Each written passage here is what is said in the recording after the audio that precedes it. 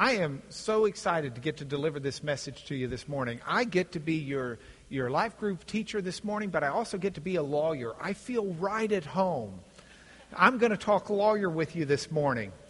The title of the lesson is The Audacity of the Resurrection.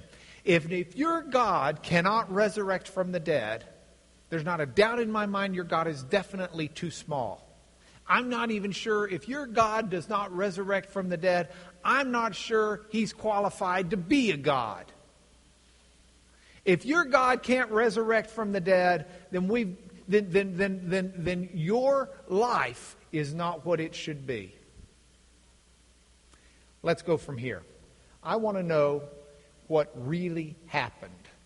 Now, what really happened is a question that's been asked in a lot of different formats. In a lot of different formats, in a lot of different times, in a lot of different places. The battle between what he said and what she said, and trying to figure out what the truth really is. What were the historical facts? How do we know what really happened? Well, there have been different ways man has tried to figure that out. We can go back to Salic law, and in Salic law, there was what's called judicium dei, which means let God be the judge.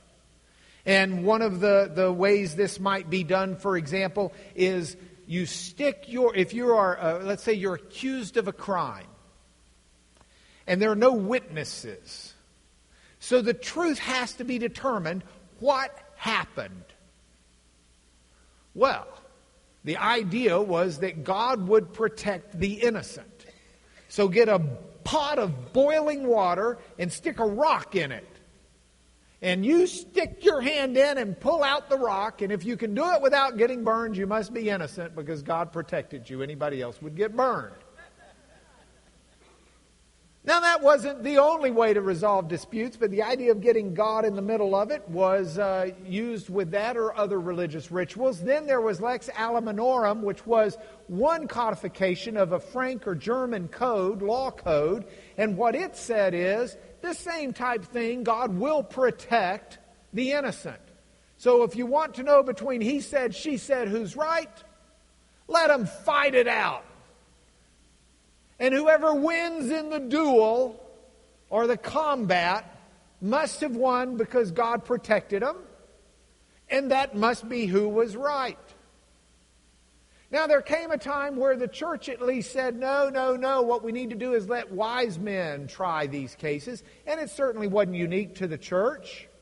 It had been done in other areas. We know King Solomon decided the issue of who got the baby, who was truly the mom. It was a she said instead of a he said, she said. But both claiming to be mother of this baby, Solomon says, split the baby in the middle, give each of them half.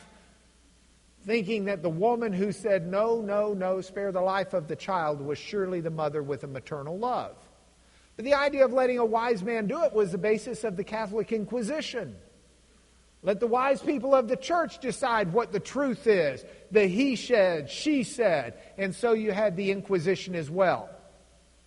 Now, if we were reading history, we who are in the Western civilization culture of America know that something profound happened in England, Great Britain, in 1215. In 1215, and that's not the best slide I could have done, in 1215, King John, in the midst of a rebellion by the barons and the power structure of his land, was confronted with this magnificently large Charter of Liberty, called in Latin the Magna Carta. And in the Magna Carta were a number of different phrases and claims and clauses that recognized rights that the king would bind himself and the crown to. I have pulled out clause number 39. It became clause 29 in the 1225 version. But in the original version of the Magna Carta, 1215, it was clause 39. If you read Latin, you'll be able to read the nullus liber homo capiatur vel imprisonator aut disciatur. My Latin's pretty weak. But it's up there. Let me tell you what it says in the Magna Carta. It says, no free man shall be captured or imprisoned or dispossessed of what he has, disseized fit a little easier, or outlawed or exiled or deprived of his standing in any way, no force will be used upon him unless there's been a judgment by his peers or under the law. This is the beginning of trial by jury. 1215 Magna Carta, a recognition that you cannot be dispossessed of what you have. It can't be taken from you. You can't be thrown in jail. The king or the crown or the authorities cannot simply take it unless a jury of your peers has said otherwise.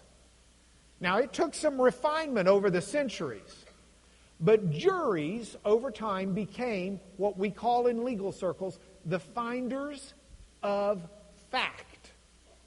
The judge decides the law, takes legal training to know the law, but you don't have to have legal training to be on a jury. In fact, it's almost frowned upon. To be on a jury, you need to be an ordinary, common person with ordinary common sense. Because history has shown that you will make the best determination of what really happened. You can better establish the facts if you are not clouded in your thinking by some particular expertise, by some particular affiliation, or by some great extra knowledge that others might not have.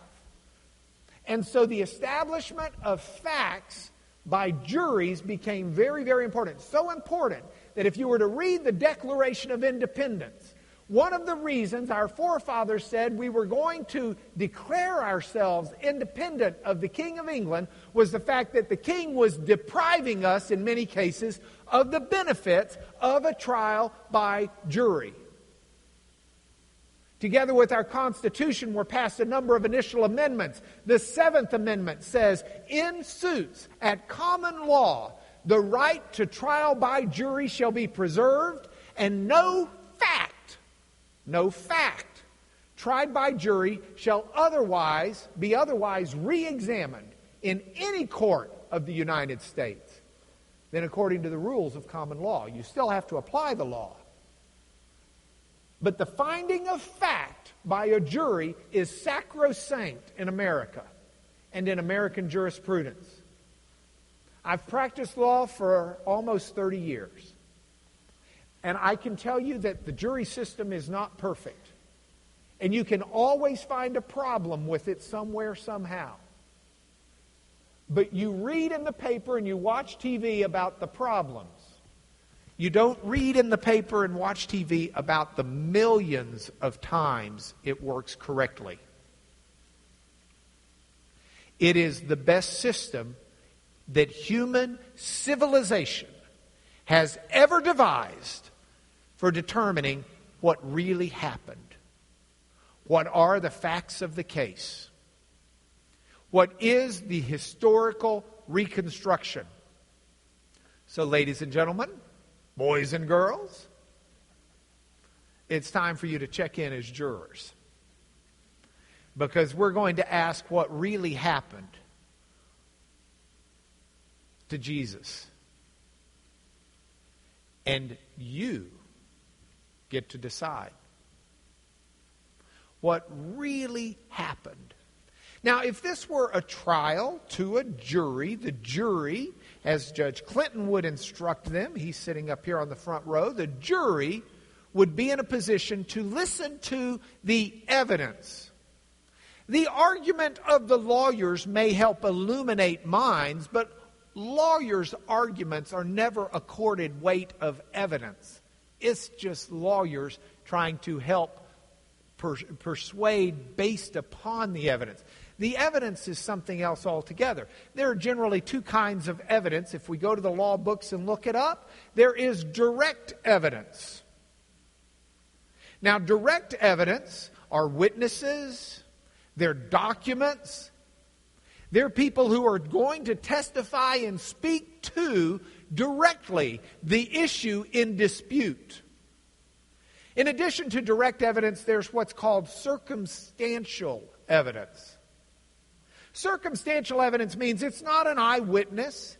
It's not a witness who directly testifies on the issue.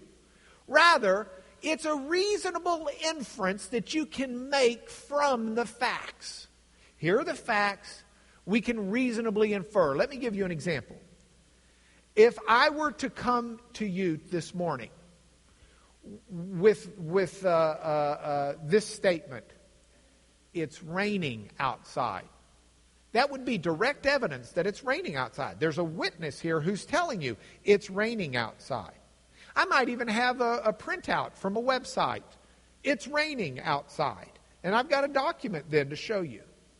That's different than if 3,000 people come in here to worship, all carrying umbrellas that have water dripping off them, with water over their face and heads, wiping it off, taking off raincoats, and all coming in, muttering about how horrible the weather is and how wet they got just coming in from the car. From that, you might reasonably infer it's raining outside. That would be circumstantial evidence. The circumstances lead to that reasonable influence. You with me? You got to understand this, because I'm going to ask you what happened.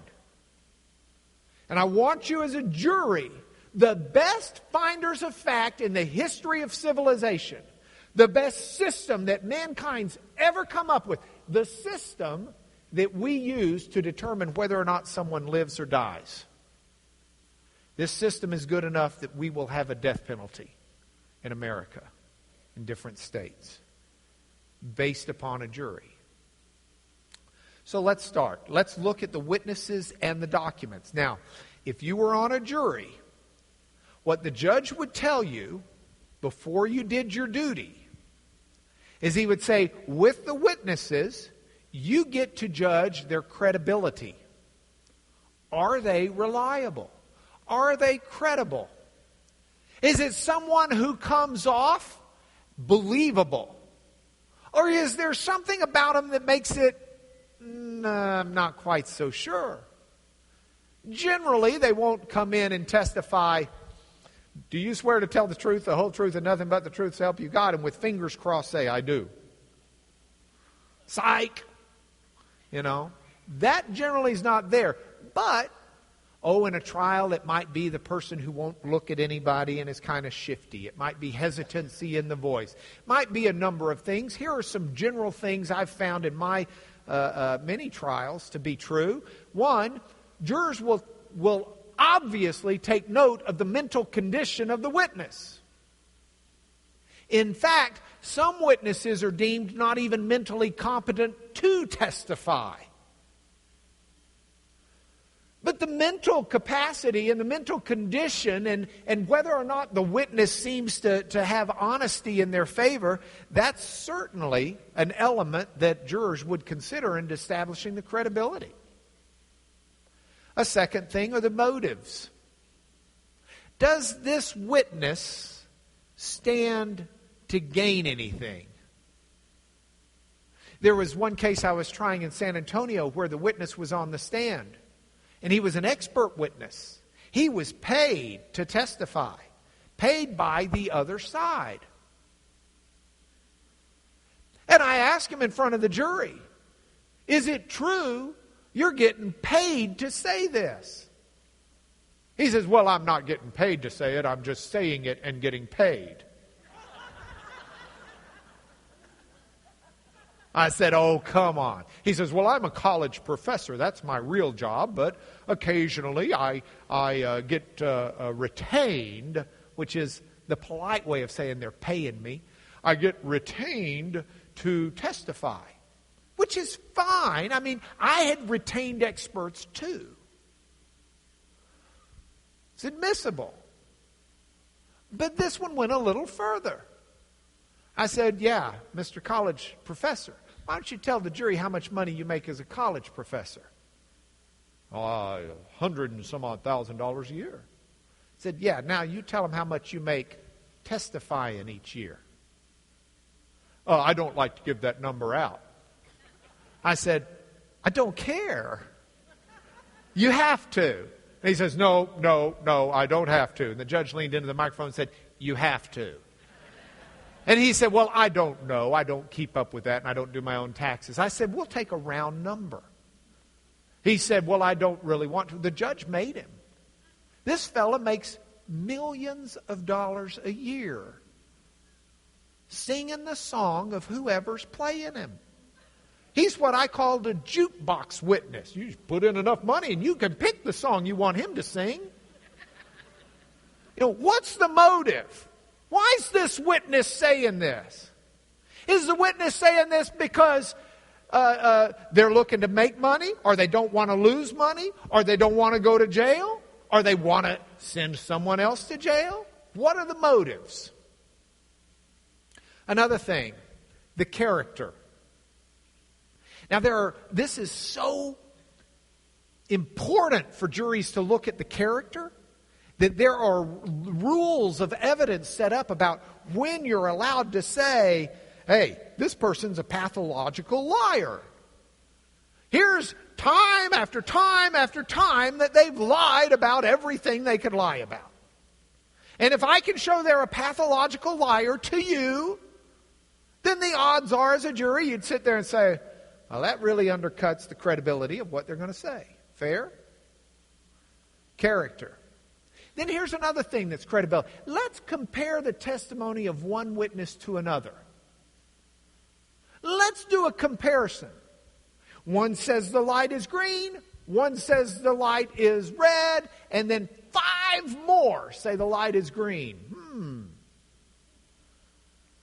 That sort of lends some credibility to the ones that are all consistent. So these are some of the things that you look at with credibility. Now I want to talk to you about a second legal idea. By the way, I don't know that you get credit for law school if you just put down that you went to this class today, but it's possible. I'll sign your letter if you want to try. Hearsay. Here's what is direct testimony. I saw him take the knife and whack her, cut her. That's direct. I saw it. I'm an eyewitness. This is hearsay. Someone told me he took the knife and cut her. That's hearsay. General rule in a courtroom. A jury is not allowed to hear hearsay testimony because it's not deemed credible enough. The idea of what someone else said is not something you generally get to hear unless it meets certain exceptions. Because the law has recognized that there are times where what someone said that was heard is admissible. It is credible. It is valid enough to where it's worthy of being listened to by the trier of fact, by the decider of history, by the ones who make the decision what really happened. Now, what are those exceptions? One exception is if it was given in another trial or another proceeding.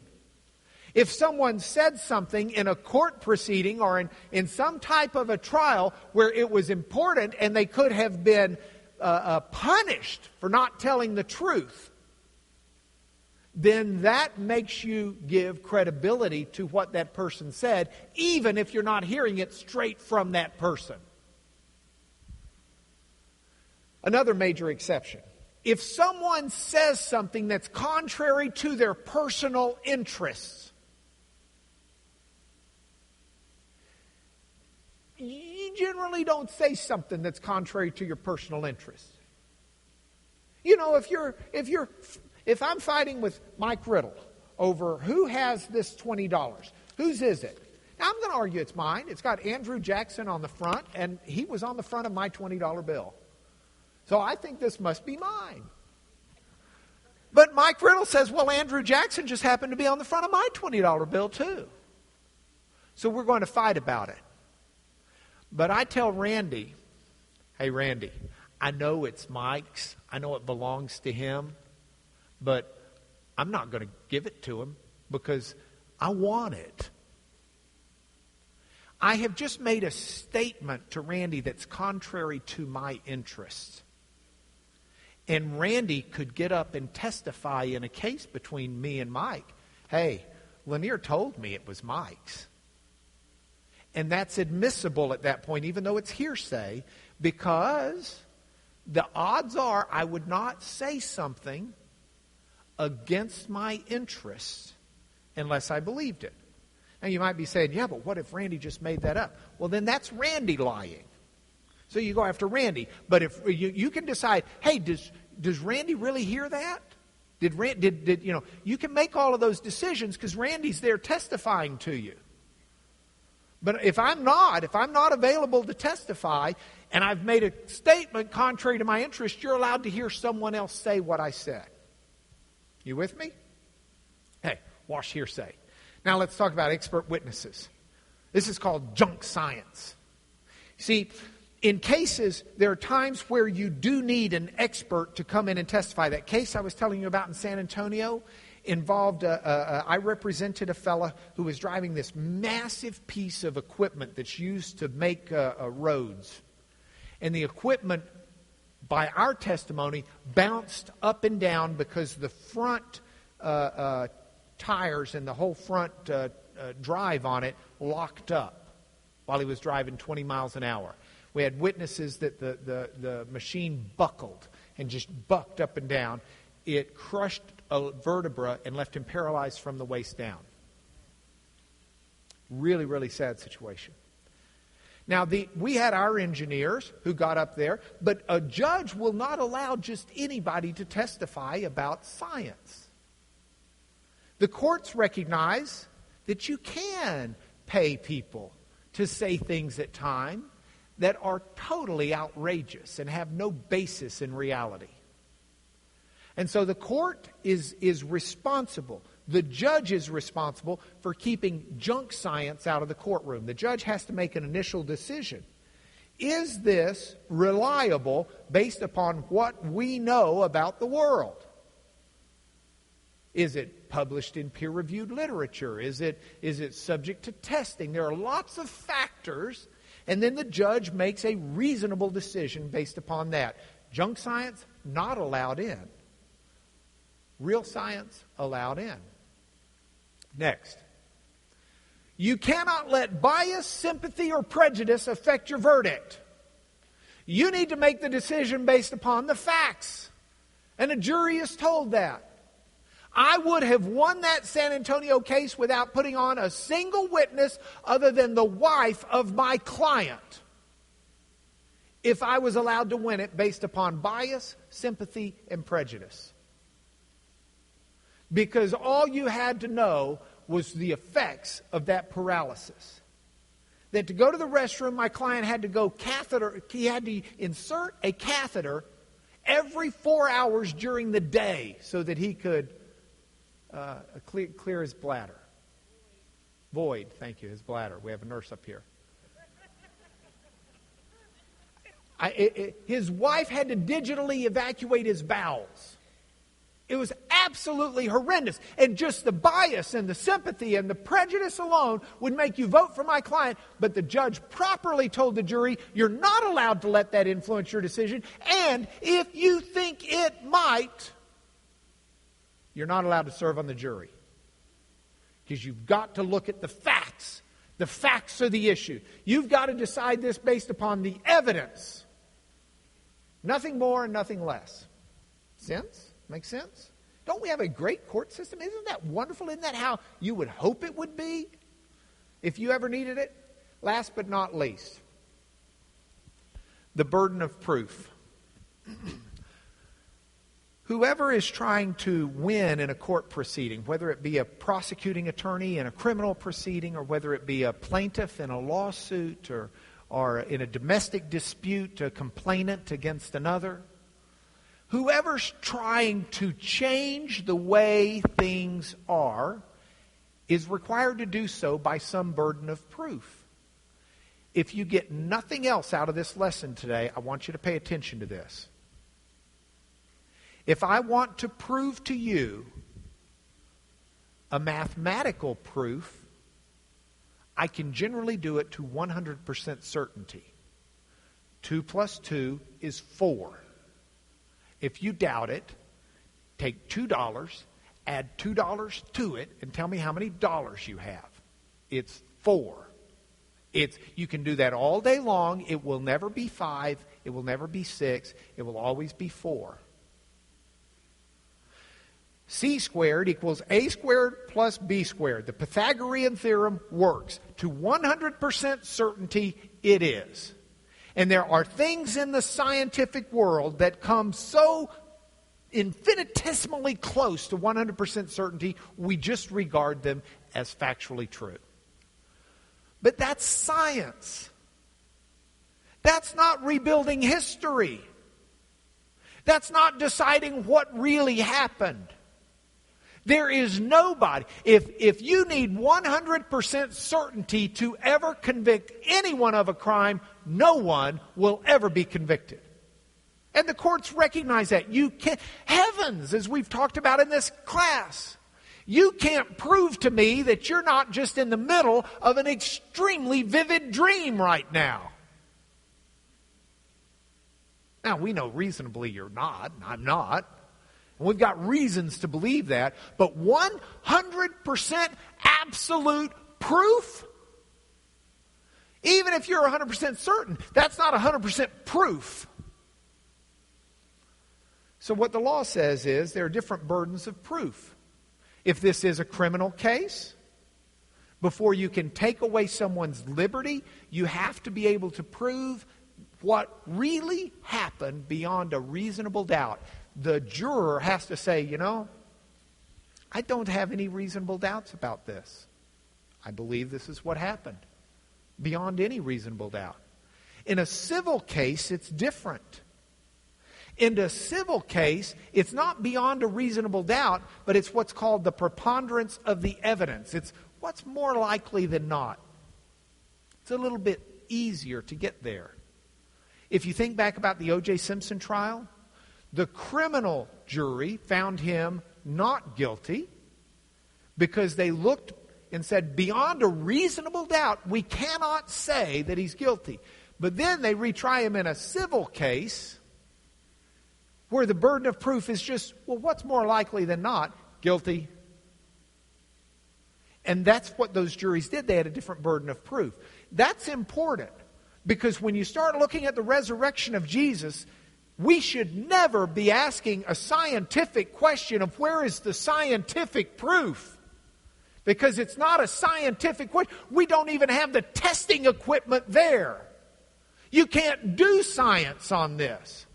We don't have a doctor there with the machines hooked up to verify that he was dead.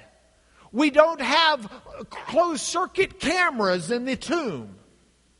We don't have a DNA test.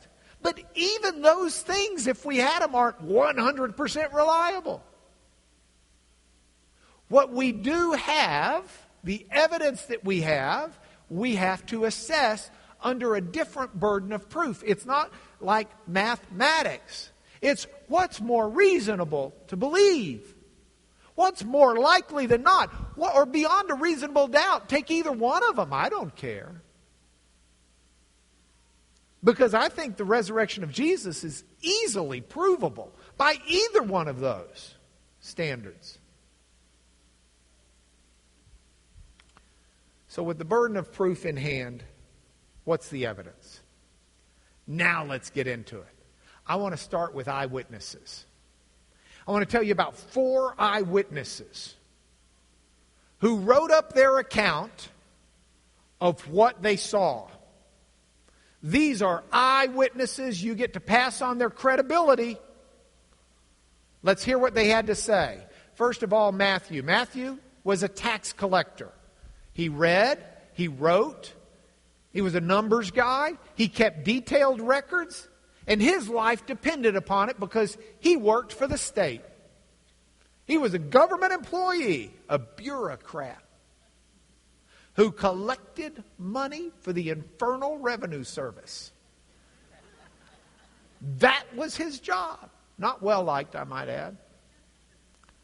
But here's this guy, and he gets called out of the tax collector's booth to follow Jesus. He follows him for 3 years at least. He knows the guy. He knows who he is. He's living with him. He's eating with him. He's sleeping with him. He's working with him. Day in, day out. 365 days a year. Year after year after year. He says, this is what I saw. I saw the crucifixion. I'm an eyewitness. I saw that Jesus was dead. I'll testify he was buried in Joseph of Arimathea's tomb. I'll testify that a Roman guard was put over his tomb. I'll testify that there was an earthquake, and I'll testify that the tomb was empty, and whoops, that came out of order. I'll testify the tomb was empty because Mary Magdalene and the other Mary went and saw it. And I'll testify that the explanation that was given where the priest bought off the Roman guards and said, hey, here's some money if you'll tell someone that you fell asleep on guard duty and you never woke up while this massive multi-ton stone was rolled away. You just slept right through it, doubled up on your Ambien, boom, you were out. Added some antihistamine, just to make sure. So they even rolling away this huge stone, they sneak in there, they unwrap this body, leave the burial clothes, haul this dead body out, all the while you're sleeping. And oh, by the way, if you get in trouble for this, since your life is on the line as a good Roman guard, we'll clear it with the authorities. Not a well thought out explanation. I mean, my immediate thought is, it's kind of like when one of your kids rats on another kid. Her eyes were open during the prayer. And you know this because... Okay, how can we say we were asleep? And we slept through the whole thing. All these apostles came up here, rolled away the stone while we were sleeping, and would you like us to identify them? I mean, if you're asleep, how do you know who stole the body? So the explanation, all of this Matthew gives us. What about John? Eyewitness. John gives very, very, very, very, very much the same information, but he gives some different details. Not surprising. He wrote at a different time, and he was a different person. He was actually at the foot of the cross, not just somewhere else watching.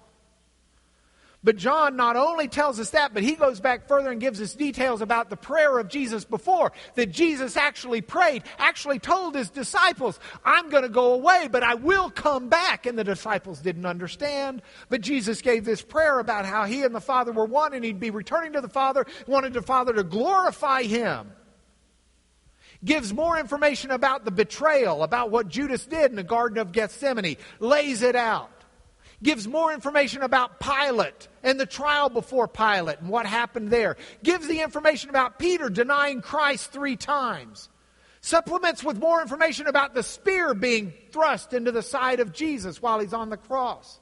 Doesn't just talk about the burial in Joseph's tomb, but adds that Nicodemus was there as well and gives some additional details on that. Talks about not just the Mary seeing him, but talks about Peter and John seeing the resurrected Jesus.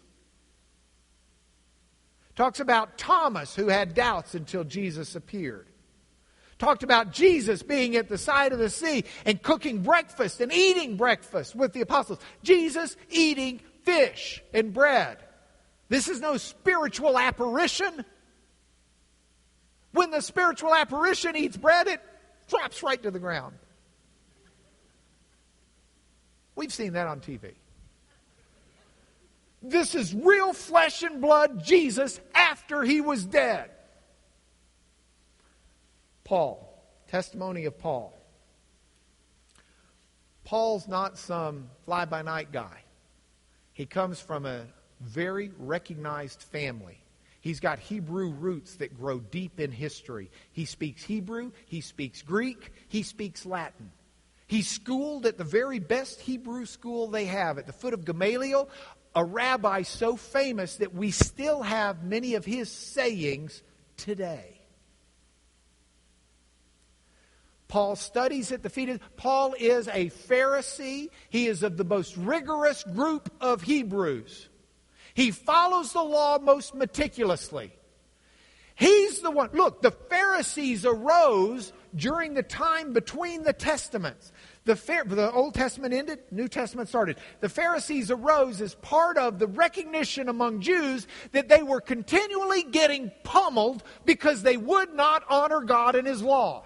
It happened in the Old Testament. It happened in between the Testaments.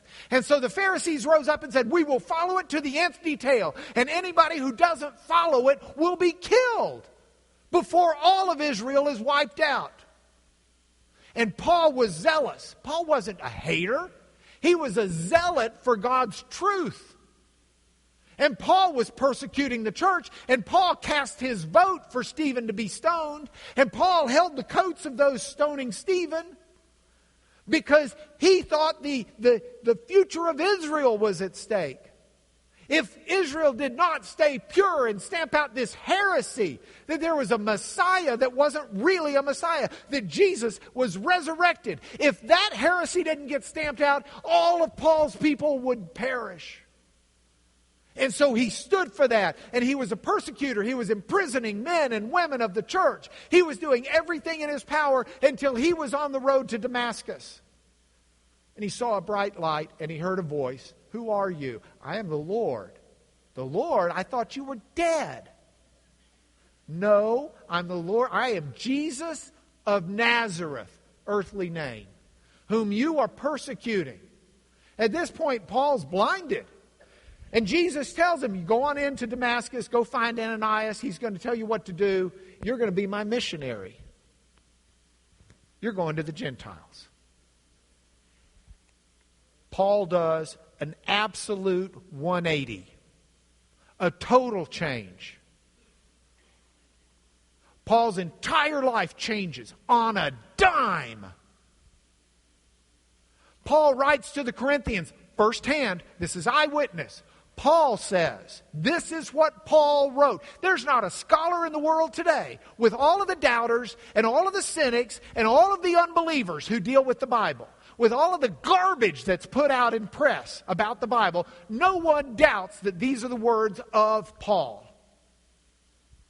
Christ died for our sins in accordance with the Scriptures. He was buried. He was raised on the third day. He appeared to Peter and then to the 12. And at one point in time, He appeared to hundreds of people all at once. And a bunch of them are still alive, Corinthians, if you want to go ask them yourself. Now, you don't make that bold a proclamation if you're bluffing.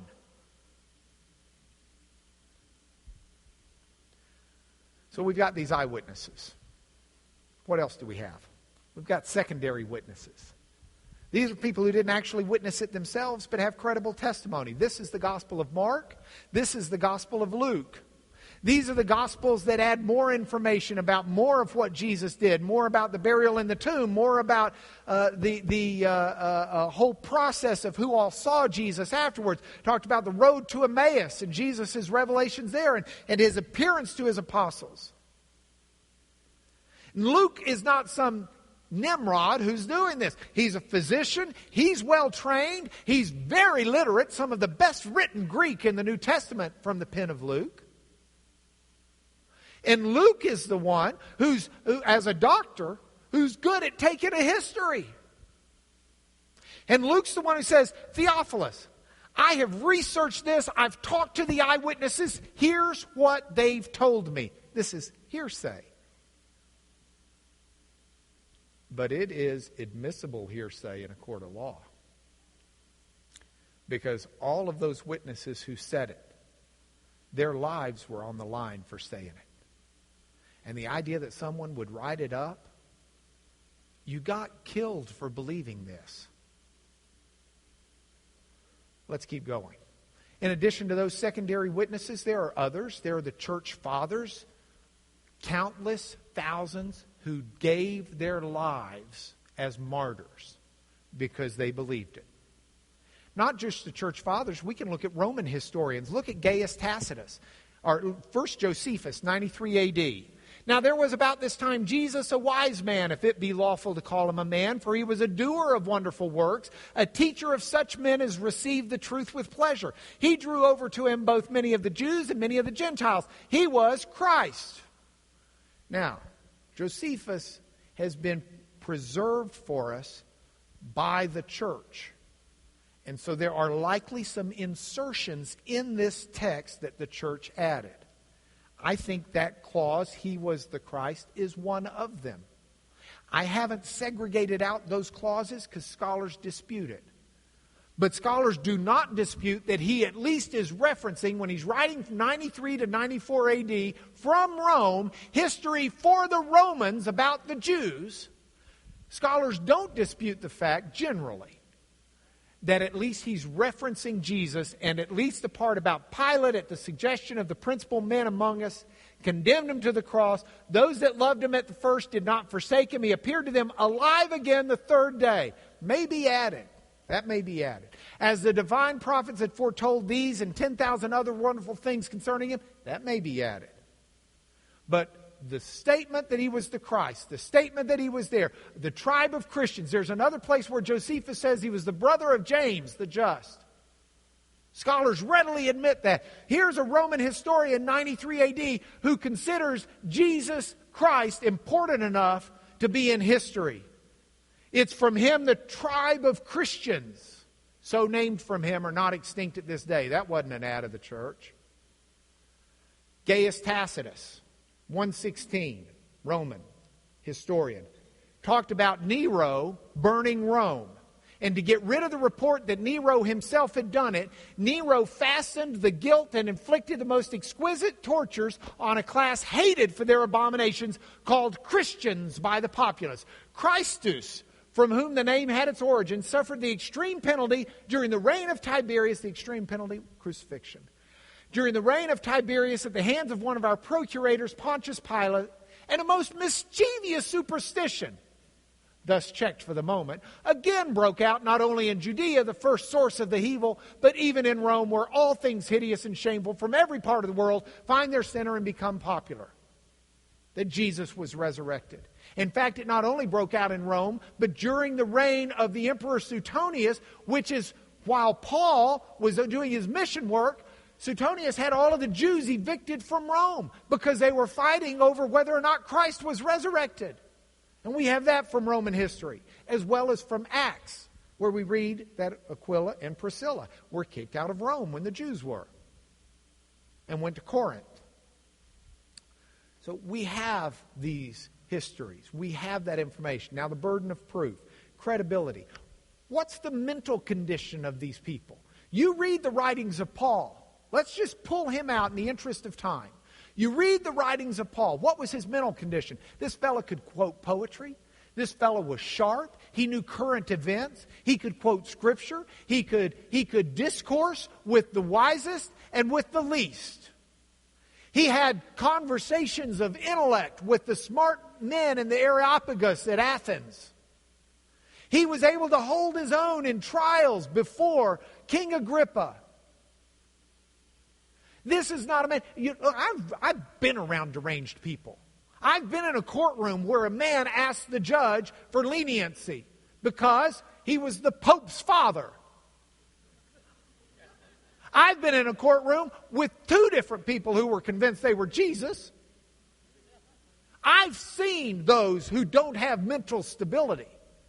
The writings of Paul are not those of a mentally unstable person. What are about his motives? What saying? This is not Paul's going to make a couple $1 million and start a movement.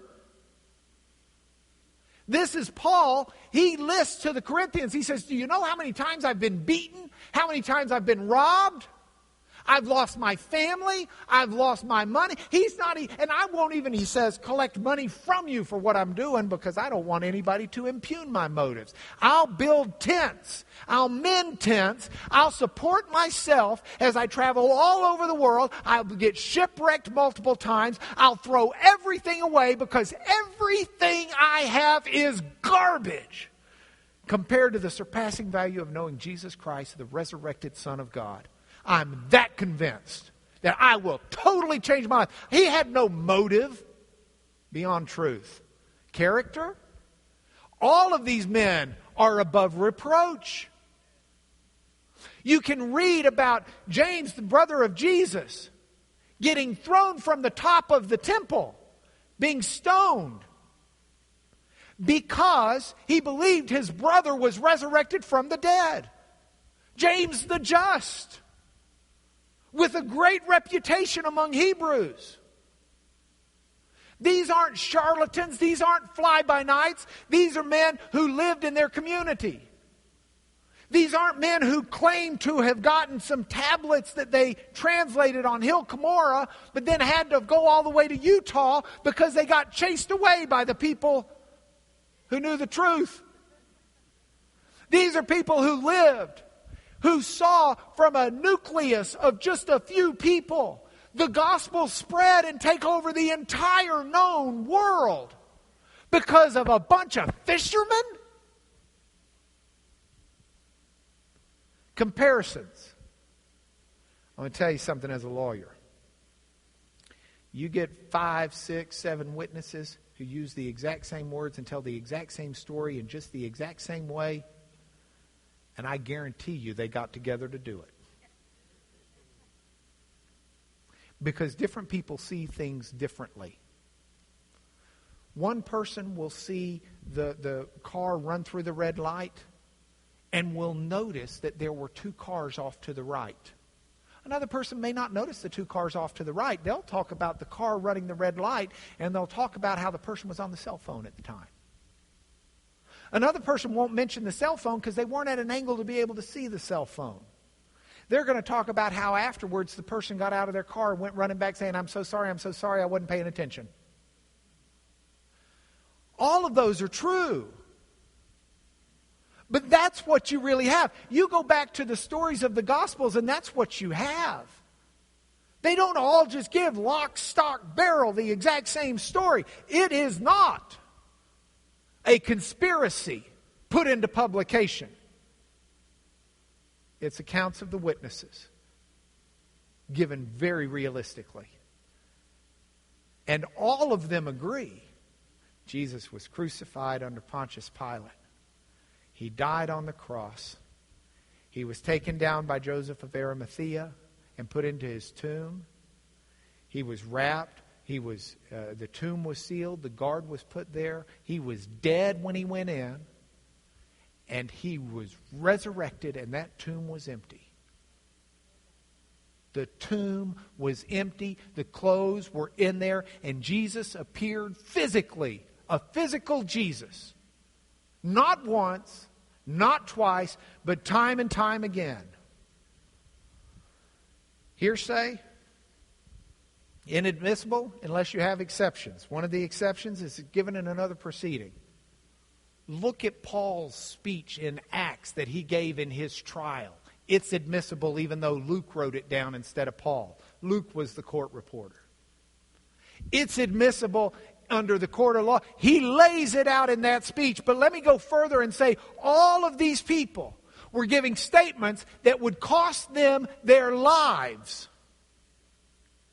We've got to get out of our 20th century mentality and get into the mentality of people who were giving statements that would cost them their lives and everything they had and the lives of those they hold dear.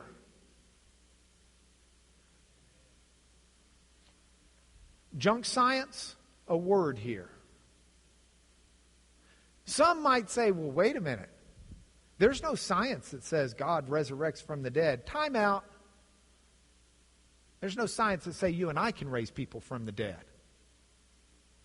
But if God is the God beyond the universe, if God's the God we've been talking about in this class, if God is the one who reckons and holds this universe in place, if God is the creator of all things, then He absolutely can raise from the dead, just as sure as 2 + 2 is 4. And don't sit there and tell me, oh, that's junk science. Junk science says that a deity who created the whole world can't raise from the dead. That's junk science. That's garbage. That's absolute garbage. Bias, sympathy, and prejudice cuts both ways. There are some people who say, I believe. Why? Well, I just do. I grew up in a family and that's all there is to it. I'm not going to think about it. I believe. Okay, well, you don't get to sit as a witness in this case if that's the way you feel. You may be right. I think you are right.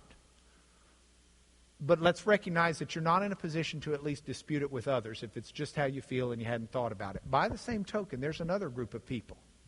There are a group of people who say, well, I just don't believe that there's a God like that. Well, I just don't believe that that can be done. Well, unless I can see it, I just won't believe it. That bias and that sympathy and that prejudice would stop that person from being on this jury in a court of law. If that person's not willing to accept the truth of what is going to be presented and has already made up their minds, they have no business sitting on the jury. Now, here's the problem. We all are in a position to answer the question, is this a mega conspiracy? I mean, there's no doubt Jesus was a historical figure. There's no doubt. I mean, you don't have to go to the Bible for that. You don't have to go to the Bible for the fact that he was killed under Pontius Pilate. You don't have to go to the Bible for the fact that there arose this idea that he rose from the dead. You can go to history and get that. Is it a mega conspiracy propagated? I'll tell you, you go back to the Watergate conspiracy, and I put in a Chuck Colson quote at the end of this. In Watergate, you had all these guys working for President Nixon, doing this break-in to try and ensure his re-election. And they were loyal to the president, and they were the best of the best. A lot of them with a military background. They cracked. They started singing like birds. Do you honestly think that what is most reasonable under the burden of proof? Is it reasonable to assume, under the burden of proof, that people, you're going to just happen to get this nucleus of 11 people, 12 if you add the added apostle, and Paul, you're going to get this nucleus of people, they're going to come up with this mega conspiracy, they're going to manage to doctor all of these different records in such a way as to build up this preposterous idea that is going to so persuade people that thousands will die before they will say, hey, maybe he wasn't resurrected. I just don't see that as reasonable. Especially when the Bible sets out for hundreds of years before the death of Christ a very clear prophetic announcement of what would happen, especially when the Bible and all that we've talked about in this class up to this point so clearly set out that there is a problem because we have an infinitely perfect and moral God, and we are not perfect, we are impure. And that God of cause and effect says sin brings death. You cannot dwell within God forever if you are impure.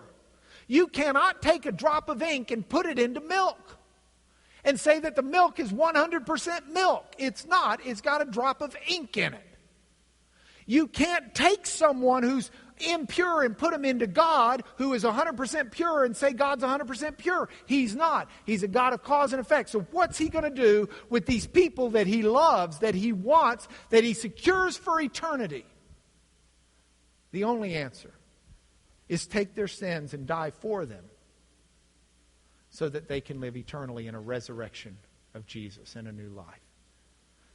Mega conspiracy or the answer to the problem? I think the answer is clear. If your God cannot resurrect from the dead, then your God's definitely too small. Points for home. Point for home 1. If Christ has not been raised, we are of all people most to be pitied. Paul says, if all of this is fake, what idiots we are. But he gave and not only staked his life on it, he lived his life on it. He did that 180 turn. Study the life of Paul and you'll have a lot of trouble being an unbeliever. The question then becomes, what difference does my verdict make in my life? Jesus raised from the dead. What difference does that make to me? What will I do for that? Number 2, Jesus said, if I go and prepare a place for you, I'll come again and take you to myself. That is not the do-it-yourself network. He was not saying, I've got a celestial hammer and nails, and I'm going to go build a celestial home for you and come back and get you as soon as it's done. He's talking there about the cross. That's how Jesus prepared a way for us, or a place for us, was by dying for our sins. And if he was going to go to the cross and die, he was going to come again and take us to himself, which he did. It doesn't end here. That's next week. Last point. Honor Christ the Lord as holy, always being prepared to make a defense to anyone who asks you for a reason for the hope that's in you. Do it with gentleness, do it with respect. Peter said that. The eyewitness Peter. Learn this, study this, think about this. It's not only good for others, it's good for us. Would you pray with me? Lord, I pray for, Lord, in Jesus Christ, the resurrected Son of God. I pray for the power of his resurrection to reverberate. I pray that your faith will come out of our hearts and out of our minds, not as some feeling, but as a reasonable understanding of what you have done to redeem humanity, and give you praise and give you glory and fall down before you, worthy only to be in your presence because of the blood of Jesus, and confident of our future and our destiny because of his resurrection. In Jesus' name we do pray, amen.